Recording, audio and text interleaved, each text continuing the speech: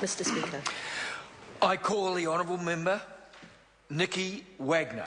Tēnā koe, Mr Speaker. Tēnā koe, Wagner. I'm very pleased to be able to stand and support this bill at its first reading.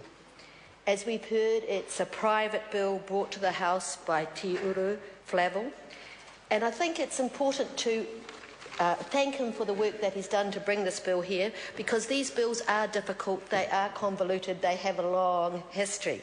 Now, the purpose of this bill is to effect the transfers of assets from the New Zealand Mission Trust to the Otamataha Trust, so that those assets can be used in future for the benefit of the hapu of Ngāti Tapu and Ngāti Tama Rawāho. This bill is an attempt to unravel a long, complex and convoluted history of the land near the Taronga area. The story started back in London in 1799, when the Society of Missions to Africa and the East was founded by evangelical Christians. Their goal was firstly to convert Christians in Africa and then in the East, but this organisation became part of New Zealand's history when their missionaries met Samuel Marsden in Sydney, and they agreed to give Africa a miss and to come to New Zealand. They joined him and they travelled and arrived here in 1814. Their early years in New Zealand were tumultuous, but by the time they had the arrival of Henry Williams in 1823, they were the dominant group of Anglican missionaries amongst Māori, right throughout the North Island. They were very active, they worked hard, but by 1830 there had only been 2 conversions.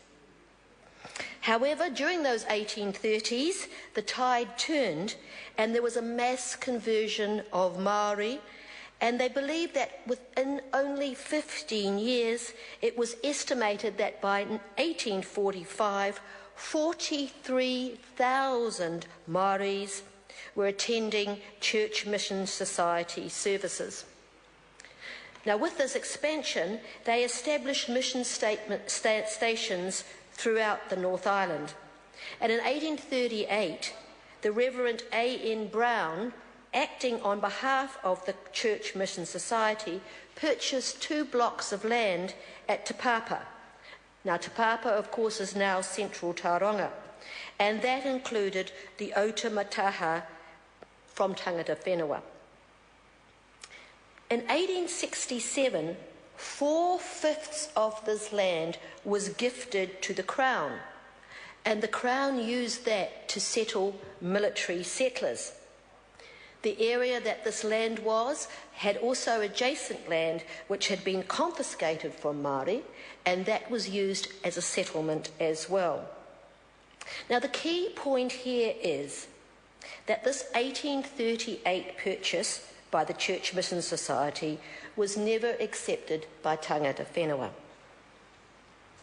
In 1896, the last remaining remnants of the land, including Otamataha, were transferred to the New Zealand Mission Trust Board, which had held the assets of the board on trust, and this is the wonderful quote that the Honourable Tauheneri likes, for the spiritual benefit and spiritual instruction of Māori people in the North Island of New Zealand, or failing that, the evangelisation of the heathen races in any part of the world.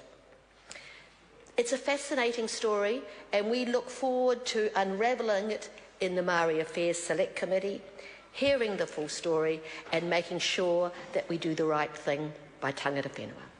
Thank you. Speaker.